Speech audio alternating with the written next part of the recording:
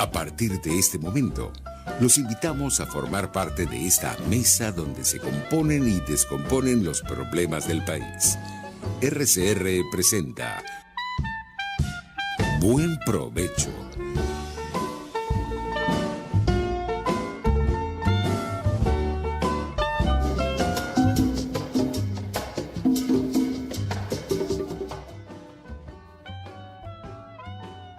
Bueno, no entró la publicidad del programa La Voz de la Diáspora en Buen Provecho, pero arrancamos con nuestra querida audiencia global, agradeciendo a la emisora pionera de la radiodifusión venezolana, RCR 750, en este momento rcr750.com, la emisora que se oye y se ve. En la dirección de la estación, Jaime Nestares; en la gerencia de producción, Willy Zarcaya; en la producción, Carla Sons; en los controles, José Gregorio González; y en la conducción, este servidor, Tomás Páez. Este programa se retransmite igualmente la gente de Macor TV en el estado de Florida. Hoy tenemos un invitado muy especial a nuestro programa. Arrancamos con dos o tres datos que me parece que son fundamentales. En primer lugar, el hecho de que tenemos a Elías Santana necesitado de apoyo. Elías es un gran dirigente social, creador del movimiento comunitario en Venezuela, y hoy necesita el apoyo de todos los venezolanos porque está pasando por un trance de salud muy complicado. Por otro lado, anunciar que la Asociación Venezolana de Sociología está promoviendo los grupos de investigación, entre ellos el de Sociología de las Migraciones, y luego vamos a tener a nuestro invitado, también en algún momento lo invitaremos para que nos hable de todo ese esfuerzo que ha venido haciendo a lo largo de toda su experiencia investigativa en el campo de las migraciones. El día de ayer no podíamos dejar pasar por alto lo que ocurrió en Cuba. Ayer, ocurrió un movimiento social clamando por patria y vida. Es decir, ahí la vida cobra sentido. Fue un movimiento en toda Cuba, fundamentalmente formado por jóvenes. Y ya para presentar a nuestro invitado, en algunas de los en redes sociales, no sé si en Facebook o en Twitter, aparece una persona diciendo, refiriéndose a nuestro entrevistado: claro, él recoge en la investigación unos datos de mi pueblo, el Guapo. Entonces, nuestro invitado se llama Manuel Hernández González, es catedrático de la Universidad de La Laguna, ha trabajado el tema de la diáspora de los canarios en Venezuela y en toda Latinoamérica y Estados Unidos. Es miembro del Instituto de Estudios Hispánicos, del directorio del Instituto de Estudios Hispánicos, miembro además de la Academia de Historia de Venezuela y coordinador del Centro de Documentación del Cabildo de Tenerife. Manuel Hernández, gracias por aceptar la invitación y espero que nos comentes cómo es eso de que los canarios siempre han estado en Venezuela. Sí, los canarios prácticamente desde la conquista ya estuvieron en Venezuela, fueron con los Welser para Coro, estuvieron en la conquista de Cumaná, estuvieron en la zona del mundo andino, ya desde el siglo XVI, ¿no? Aunque la migración más importante y más significativa comienza en el último tercio del siglo XVII, ¿no? Pero sigue contándonos, porque lo que tú me has comentado a mí, estábamos haciendo un estudio sobre la circularidad del capital humano y cómo muchos de quienes fueron a Venezuela en siglo pasado hoy han retornado, ellos o sus descendientes, aprovechando las ventajas de tener pasaporte, etcétera, etcétera. Pero tú, que eres un estudioso y conocedor de la presencia de los canarios en Venezuela, sí, me gustaría que nos dejaras claro a toda nuestra audiencia ¿Cómo es eso? ¿Cómo llegaron desde una pequeña isla, pues desde unas pequeñas islas de la cual Venezuela, por cierto, forma parte? ¿Cómo llegaron tantos canarios a Venezuela desde el momento mismo del surgimiento, del descubrimiento de América? ¿Cómo fue eso? Bien, Canarias fue la única excepción al monopolio sevillano-gaditano del comercio con Indias, ¿no? Y Canarias tuvo comercio siempre con Venezuela prácticamente desde la conquista, tanto a lo que se llamaba propiamente Venezuela, que era la religión central, como Maracaibo, como Cumaná, Guayana, etcétera. Entonces, Canarias, mientras que Venezuela quedó fuera del sistema de la flota, porque se iba a Cartagena de Indias, pero no se iba a La Guaira, pues Canarias tuvo siempre comercio directo y eso permitió que incluso los Welser, que ya tenían intereses, que fueron los que ocuparon a mediados del siglo XVI la capitanía de Venezuela, tenían y fundaron a Coro como su capital, donde fue la primera catedral de Venezuela, pues ya llevaron canarios porque ellos ya tenían ingenios azucareros en La Palma, por ejemplo, y de hecho todas las crónicas que hay de los Welser comienzan todas en Canarias, Alfriger, etcétera, ¿no? Entonces ya desde ahí se inicia, pero el momento más importante es el último tercio del siglo XVII. A mediados del siglo XVII hay una grave crisis en Venezuela, se pierde el comercio del cacao que se había iniciado en Maracaibo, y es una época de bastante penuria, pero en el último tercio hay un gran renacimiento del comercio del cacao, sobre todo con México, también con Canarias y también con las islas del Caribe, que empiezan a instalarse otras potencias, como es el caso de los holandeses en Curazao. Eso va a llevar a que muchos canarios que empiezan a tener una grave crisis después de la independencia de Portugal en 1640, empiezan a emigrar masivamente en familia, porque ya estamos hablando de una migración familiar. Emigran primero al Valle de Caracas. En el Valle de Caracas empiezan a fundar no solo una parroquia que primero fue ermita, después parroquia en 1750, que es la Candelaria, sino además se instalan por Petare, donde tienen sus capillas, que era un pueblo de indios, se instalan en La Vega.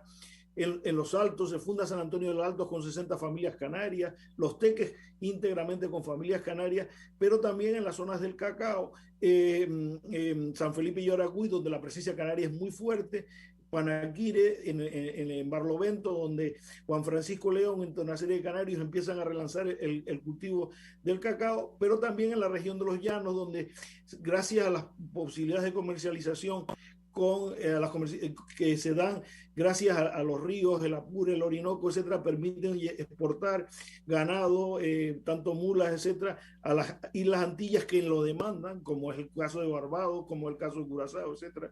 Y eso va a que se funde el pueblo de San Carlos Cogede, primero en 1676 y más tarde Calabozo con familias canarias en 1723. En la zona del Maracaibo exactamente igual, los machiques se forman con 50 familias canarias, y una cosa muy paradigmática que es con 100 familias canarias la vía de Rosario de Perijá, en el alto de la sierra donde estaban los indios motilones. En la zona de Cumaná y de Oriente en general podemos decir lo mismo. Cumaná se funda con familias canarias que van con el propio conquistador, un apellido muy gran canario, Serpa, que se desarrolla allí. Ahí hay familias como Dracoba, Betancur, etcétera, que han llegado hasta nuestros días, pero incluso en Guayana se funda con familias canarias el pueblo de Upata y se forma el pueblo de Barceloneta. Eso, y exactamente podemos trasladar a otras zonas como es el Valle de Aragua, donde pueblos como Maracay, como La Victoria que tiene una zona de Canarios que se llama La Otra Banda, Santa Cruz de Escobar, que se convierte en un gran santo tabaquero de Canarios, Cagua, exactamente igual. Podemos decir que el peso de los canarios a finales del siglo XVIII, primero con la gran emigración familiar, que eso es muy importante porque los canarios aportan a Venezuela una cosa que no aportan el resto de los inmigrantes, que es una emigración familiar, hombres, mujeres y niños. Con lo cual eso explica una endogamia que, por ejemplo, no se puede explicar como Andrés Bello, sus 8 bisabuelos y su abuela, todos emigrantes a Venezuela, nacieron en las Islas Canarias. ¿Cómo? Como una endogamia, digamos, familiar muy fuerte, y eso es un peso que se mantiene en la época colonial, que hay un momento de gran tensión sociopolítica donde los canarios participan activamente, como es la guerra de independencia, y eso continúa en el siglo XIX. En el siglo XIX, más del 70% de los emigrantes que vienen a Venezuela son nacidos en las Islas Canarias, y es una migración eminentemente familiar. Como, como ustedes pueden escuchar, la verdad que cuando yo conocí y entrevisté a Manuel quedé sorprendido porque uno aprende historia de Venezuela hablando con él, escuchando toda su experiencia, eso que ocurrió el siglo pasado para entender lo que está ocurriendo en este momento del retorno de decenas de miles de venezolanos a las Islas Canarias. Bien, la emigración canaria se para con la independencia de Cuba, porque ya los nuevos gobiernos, primero porque Cuba irrumpe como un gran destino que demanda una gran cantidad de migración canaria a principios del siglo XX, y porque el gobierno de Juan Vicente Gómez, que gobierna entre 1906 y 1935, cierra la frontera. Los canarios que emigran son muy pocos y generalmente porque tienen parientes allí. Pero ya eso empieza a cambiar tímidamente con los gobiernos de López Contreras y de Medina Angarita, que empiezan sobre todo a recurrir, como siempre, al argumento de los canarios como agricultores. Lo mismo que hizo Páez. Páez hizo el primer decreto de la migración en 1831 exclusivamente para canarios, como para los agricultores sustitutos de los esclavos que ya están desapareciendo de los campos, de los campos venezolanos, y de la falta de mano de obra por todos los lastres de la independencia.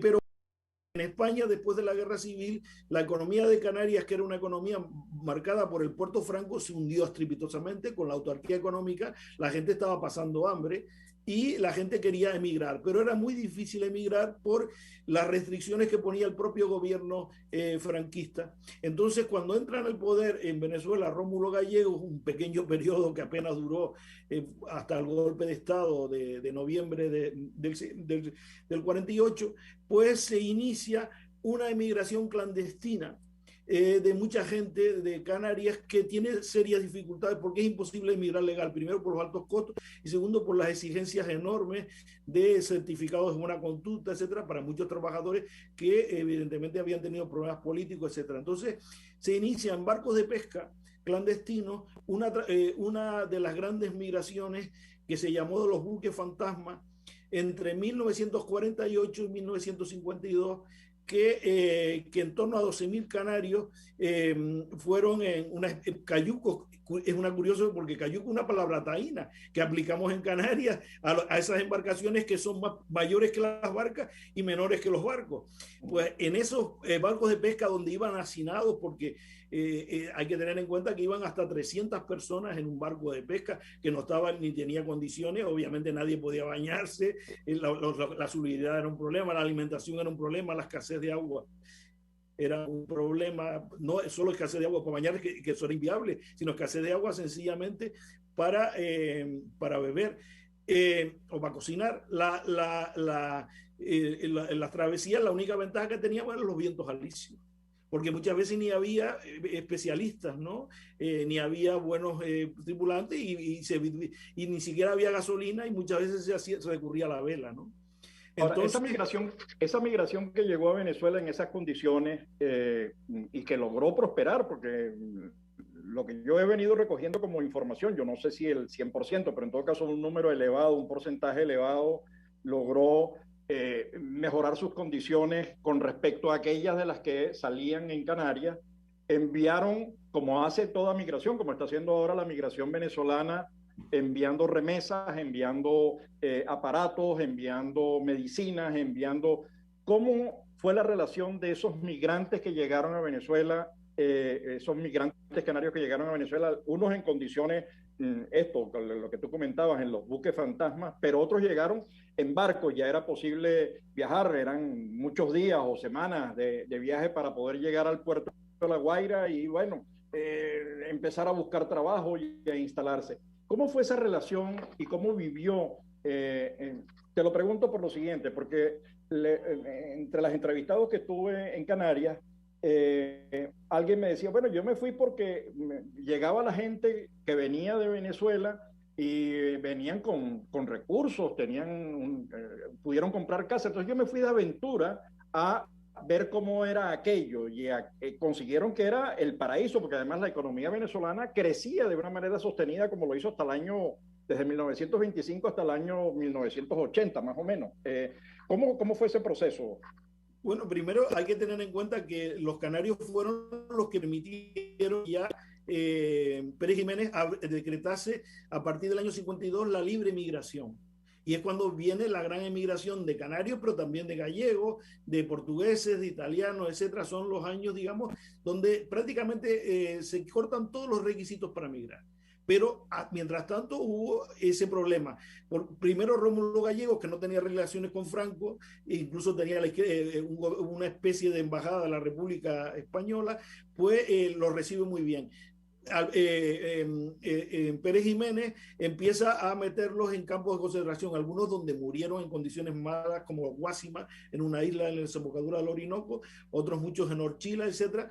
Pero fue tal la avalancha que Pérez Jiménez, que había ya entablado relaciones diplomáticas con Franco, presionó al gobierno de Franco para que los trámites que hasta entonces eran enormemente complicados pues se eliminaran. ¿Por qué? Porque Pérez Jiménez, que necesitaba población, un país que estaba en crecimiento, que tenía una economía que era exclusivamente de petrolera, pero que había que cimentar no solo un mundo petrolero, y evidentemente los canarios jugaron un papel muy importante.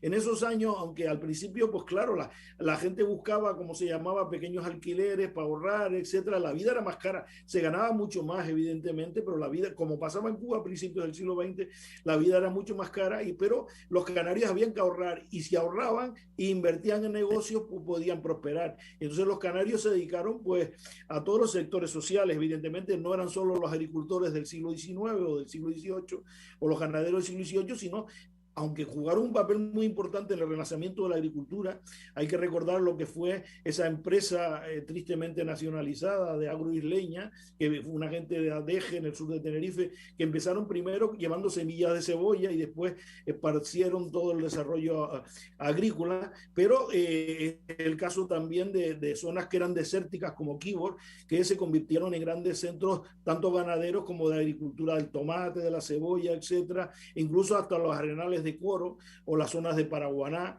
o zonas del oriente venezolano donde se desarrollaron, pero también muchos que se desarrollaron en el sector servicios. También se estudió en la universidad y hubo profesionales que se desarrollaron. En definitiva, que en los años 50 hubo una migración masiva de canarios, en su gran mayoría varones.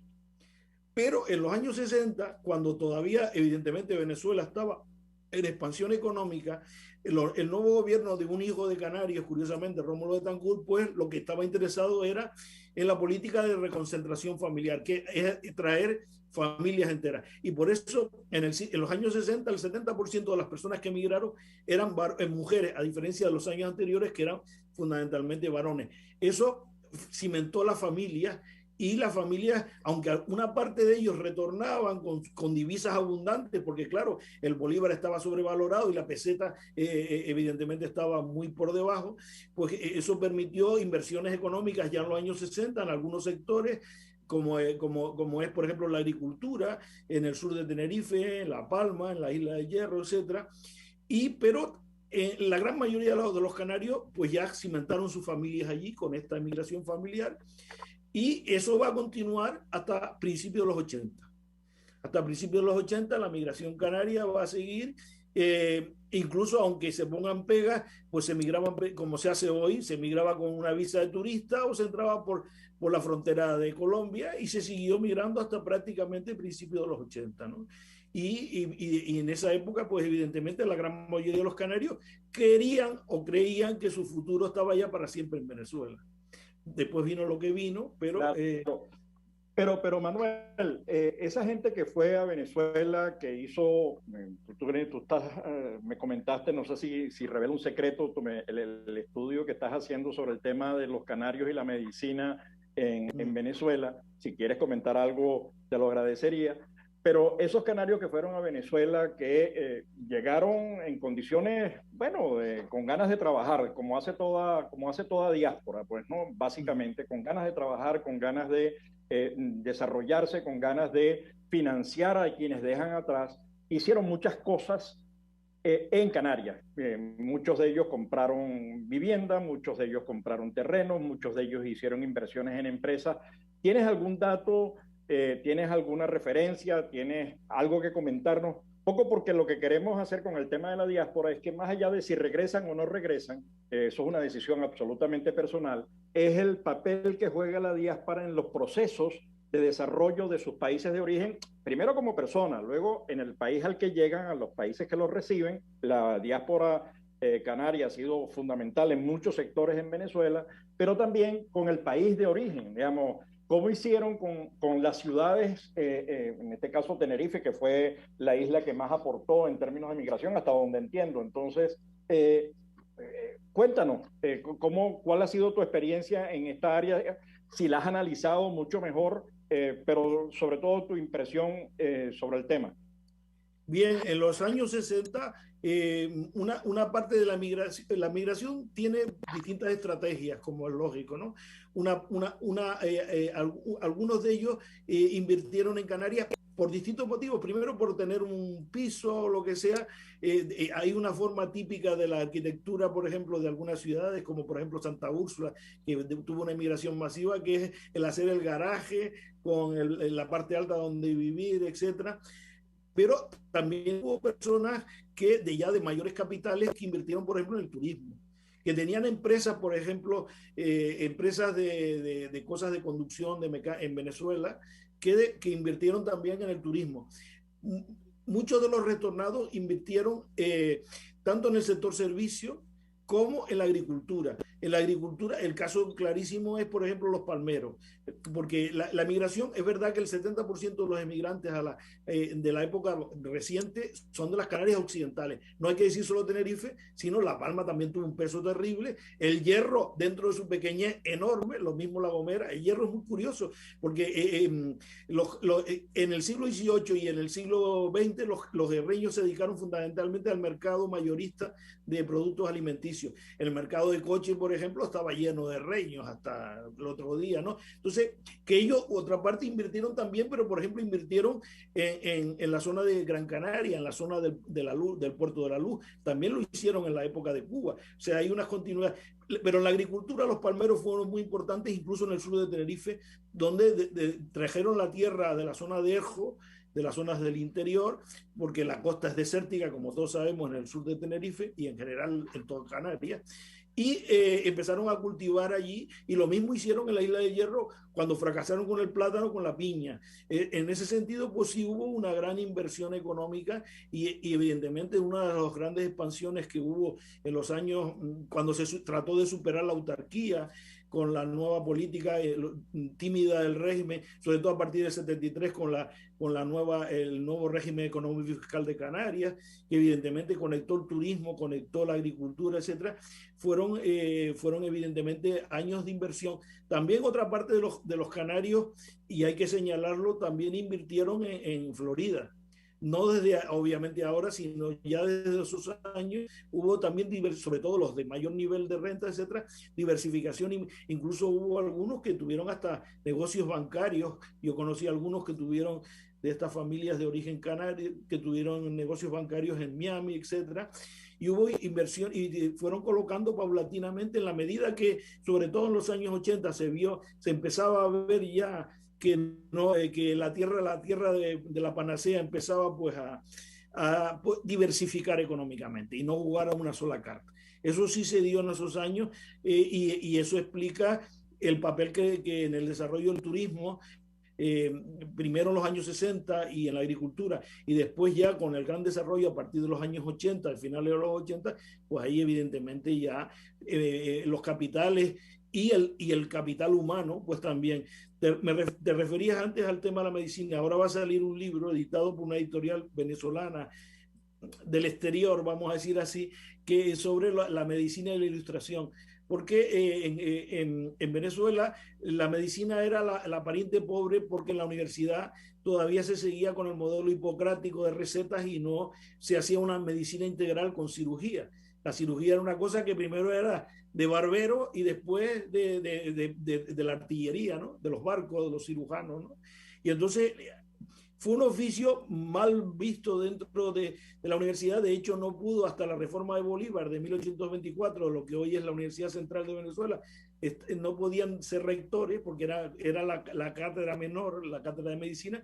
Pero lo curioso del caso es que más de un 80% de los médicos de Venezuela fueron canarios o hijos de canarios. Hay algunos muy ilustres como José María Vargas, ¿no? Que fue presidente de la República. Pero has mencionado a José María Vargas, has mencionado a Andrés Bello, mencionaste a Rómulo Betancourt. Falta por mencionar también a Francisco de Miranda, que es precursor de la independencia en Latinoamérica. Pero como ya estamos llegando a los minutos finales del programa y la conversa está muy sabrosa, yo no quisiera dejar de lado el siguiente argumento. Digamos, el caso canario es el mejor ejemplo para nosotros de cómo una diáspora que sale de Canarias a Venezuela, al final desde Venezuela financia a sus familias, a sus familiares, a quienes dejan atrás, cuando llegan a resolver situaciones y logran mejorar su condición económica en el país que los acoge, también logran invertir en el país al que dejaron. Digamos, esa circularidad del capital humano, ese aprendizaje, los aportes que hacen, eso nos parece importante. Ahora están regresando, estamos en crisis en Venezuela, tenemos en este momento cerca de 7 millones de venezolanos fuera de Venezuela. España sigue siendo un país receptor de migrantes venezolanos. Parte importante de ellos están ubicados en los polos tradicionales. Galicia por un lado, Canarias por el otro, Madrid por ser un ente muy dinámico, una ciudad que ofrece oportunidades de empleo, atrae a mucha gente que viajó a Canarias. ¿Cómo están viendo ustedes este tema del retorno de los canarios y de los descendientes? ¿Y cuál es el aporte que pueden hacer? ¿Cómo se integran? ¿Cómo lo viven? Un historiador que conoce la diáspora de Canarias a Venezuela, pero que ahorita le está tocando vivir la diáspora de Venezuela a Canarias. Bien, el sector fundamental, que es el que más crea empleo en Canarias, evidentemente es el que ha canalizado la mayor parte de esta emigración de venezolanos con vínculos canarios, pero también, curiosamente, con vínculos italianos, porque se identificaban más con Canarias, o portugueses, con vínculos portugueses, con el medio canario, porque más le parecía como una Venezuela chiquita, vamos a decir así, y el sector turismo sobre todo fue el que más crea empleo en Canarias, y ahí es donde se ha canalizado la mayor parte. También evidentemente el sector servicio en general, porque Canarias tiene una estructura fundamentalmente, la agricultura cada vez desgraciadamente tiene un papel menor en la economía, y el sector servicio, pues la gran mayoría de ellos se han colocado en eso, y también evidentemente en algunas profesiones de técnicos, etcétera, porque evidentemente una parte de esta inmigración pues está cualificada y tiene, pero claro, las posibilidades en Canarias ya de superespecialización, como todos sabemos, son más limitadas, pero sobre todo en el sector servicio, evidentemente, es donde el peso y la hostelería es donde fundamentalmente, como sucede con el conjunto de los canarios, es el sector que la gran mayoría se ha canalizado. Y por eso es clarísimo, por ejemplo, en el sur de Tenerife, que es donde más creció a partir de los años 90 el turismo, mientras que se estancó en otras zonas como el puerto como Las Palmas o como el puerto de la Cruz, pues igual que las islas orientales, ¿no? La Lanzarote y Fuerteventura, pues ha canalizado gran parte de esa migración. Bueno, estamos llegando ya al final del programa. Nos queda uno o dos minutos.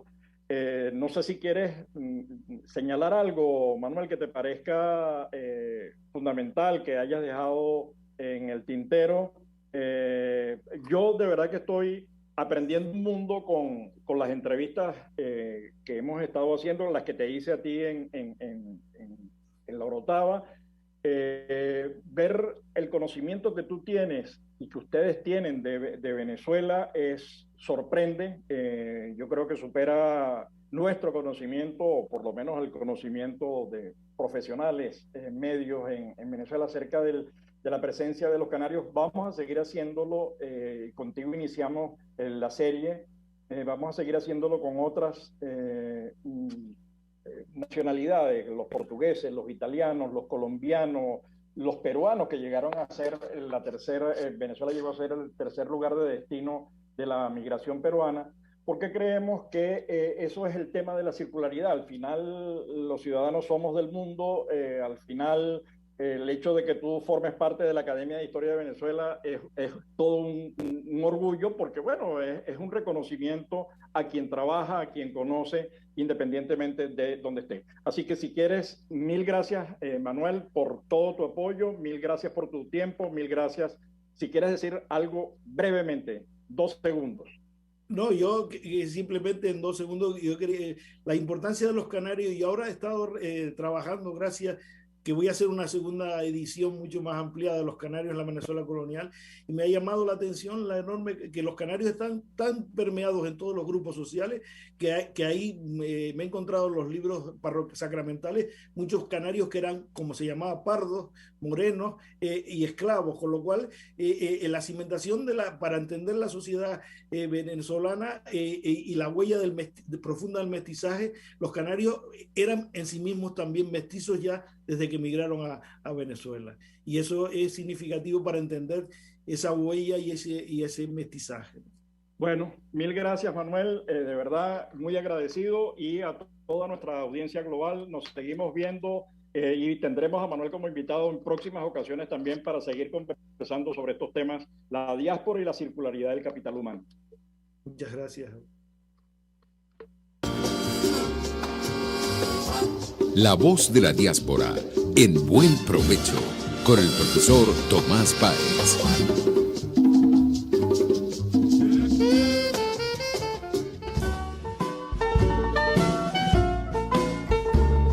RCR presentó Buen Provecho. Síganos en Twitter como @RCR750, la radio que se ve.